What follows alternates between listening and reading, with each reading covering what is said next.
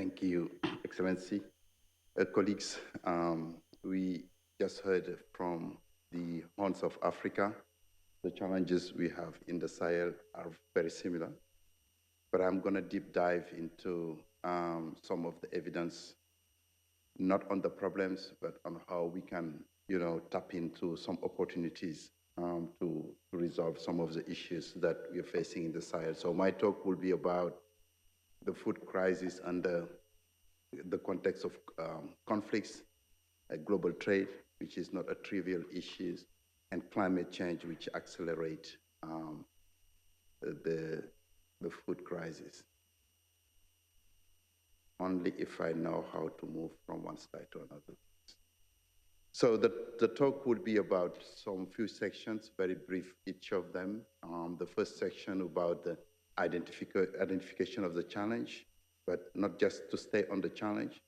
Um, uh, Everything that's trickled down to the solutions would be quite useful.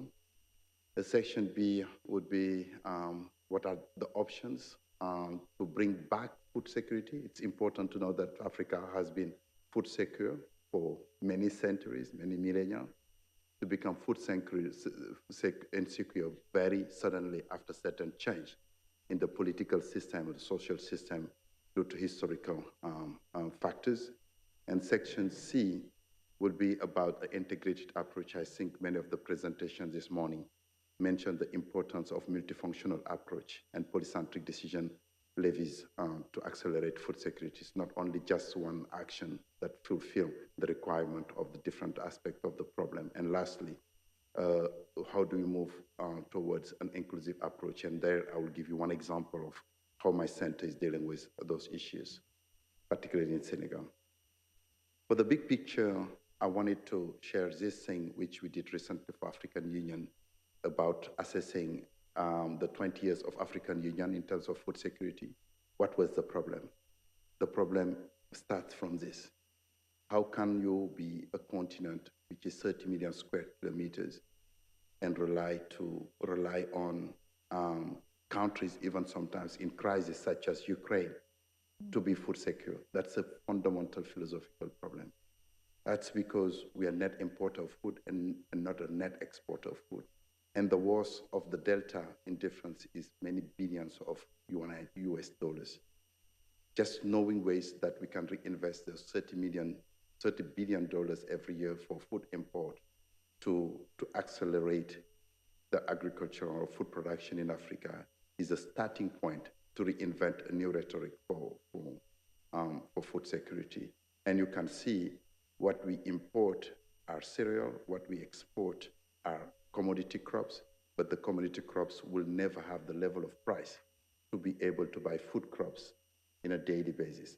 Selling your groundnut to buy rice will not resolve the issue of food security, just to give you that example from my country. And these figures are known to everyone. The different aspects of livelihood and agriculture in Africa, 1.4 billion people lives in Africa, 50%, 56% are in the rural area, relying on natural assets to survive. The land holding shows that more farmers are smallholder farmers, less than 5 hectares, 93%, and only 7% have more than 5 hectares. So issues of intensification, sustainable intensification, whatever name it, would not be possible if there are not some ways to reinvest into the smallholder farmers, because that's not because they are smallholder, they are not productive. Indonesia has a lot of smallholders. India has a lot of small. Japan, where I was, also dominated by smallholders. So the problem is not the size of the farm, but what you do about the farm and how do you really accelerate production. So jobs in agriculture, yes, it employs most of the people, but the share in GDP in terms of the primary production related to agriculture is very low.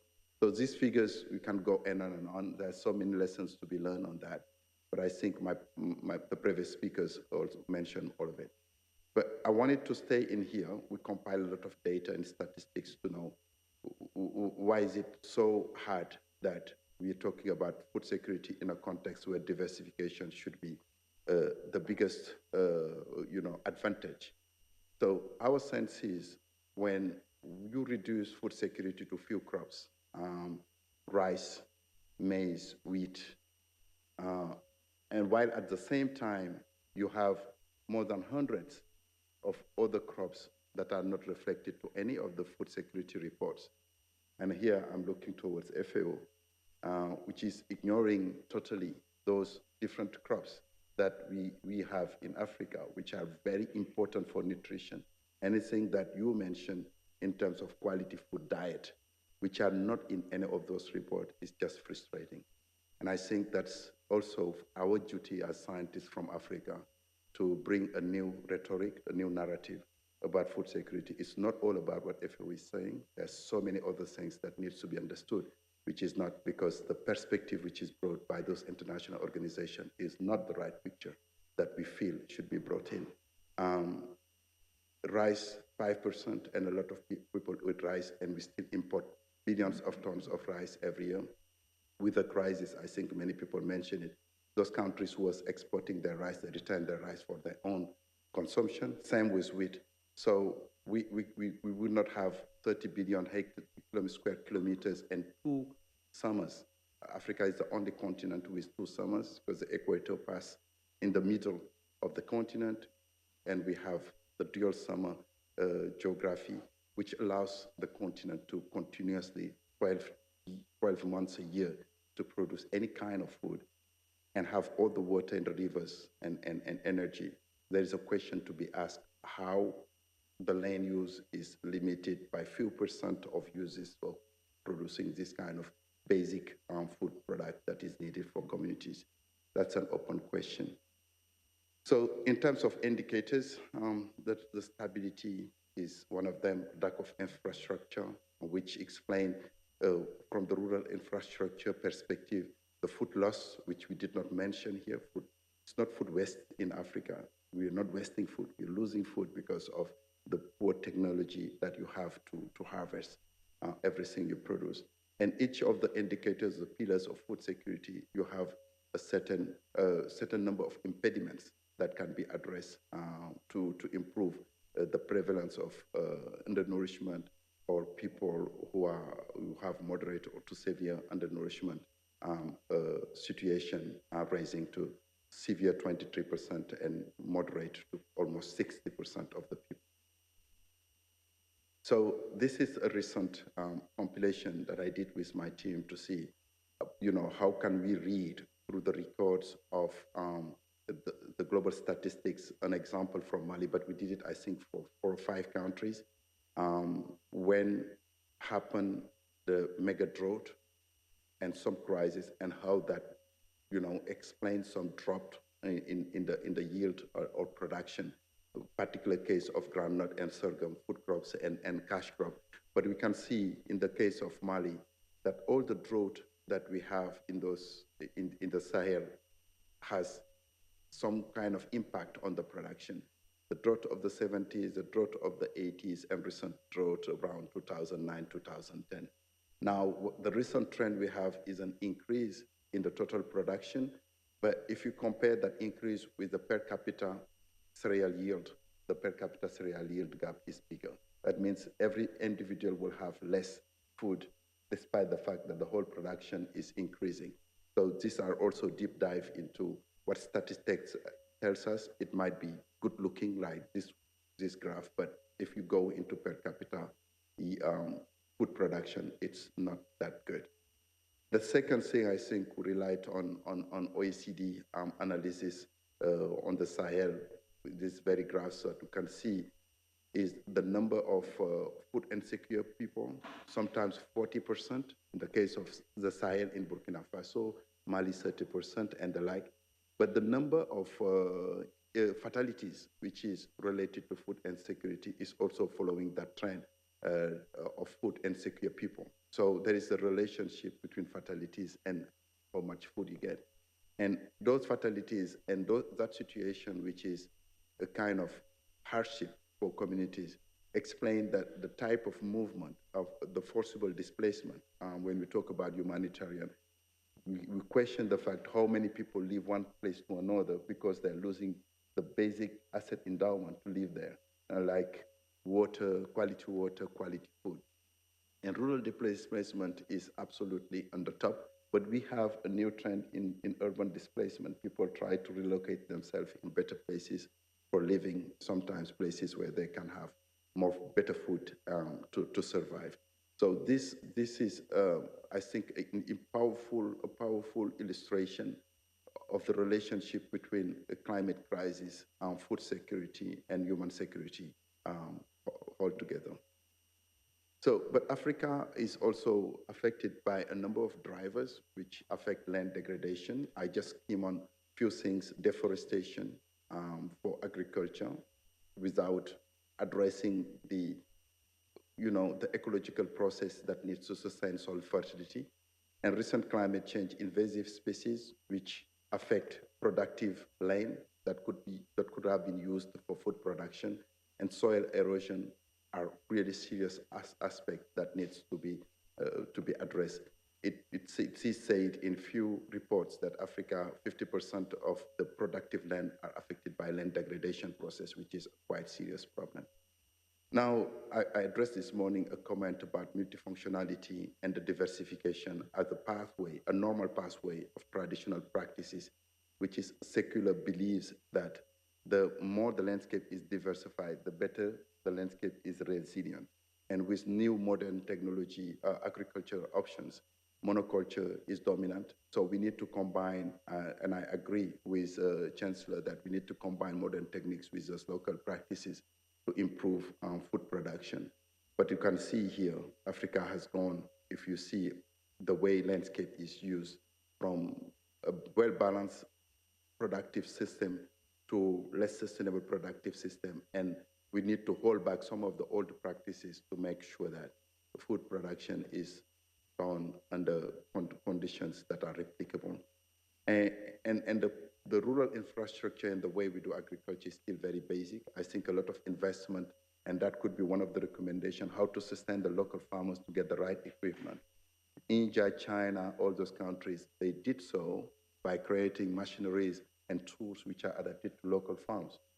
They did not use the big trucks that you have in the Corn Belt in the West to accelerate food production in the Terai of India, but they adapt the technology to the local condition of farming, and that needs to be also done here.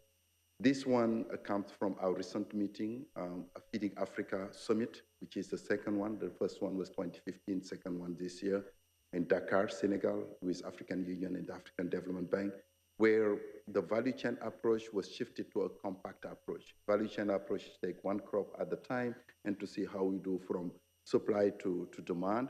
But the compact approach, you see in each condition, what can you produce to make sure that you create the complementarity in terms of food production across the continent. And I think it could be one way to think of the way forward in the food security realm.